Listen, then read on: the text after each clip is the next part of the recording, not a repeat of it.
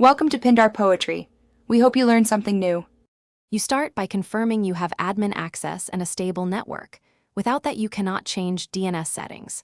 Next, decide whether you need an authoritative, recursive, or caching server. This choice drives configuration. Then pick DNS software that fits your environment. Bind for full-featured control, Unbound for lightweight recursion, Power DNS for database backends, or Windows DNS for Active Directory. Once chosen, install the package and keep a note of config file locations so you can edit them next.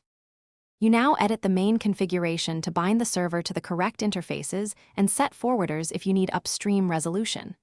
For authoritative setups, create zone files, include an SOA record, NS records, and a /AIA records for hosts. Increment the serial on each change so slaves sync. Make sure to harden the server, disable recursion for authoritative servers, apply query rate limits, and restrict zone transfers to trusted IPs to prevent abuse and leaks. Then reload config and check logs. To finish, validate everything with tools like dig or nslookup.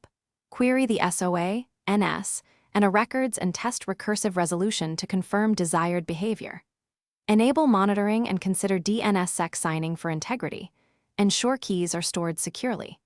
If you run into problems, make sure port 53 UDP and TCP are open, ACLs permit your test clients, and zone serial numbers are current so slaves update. One troubleshooting tip. If responses are stale, clear caches and force a zone reload while watching the server log for errors. Thanks for watching. Consider subscribing if we helped you.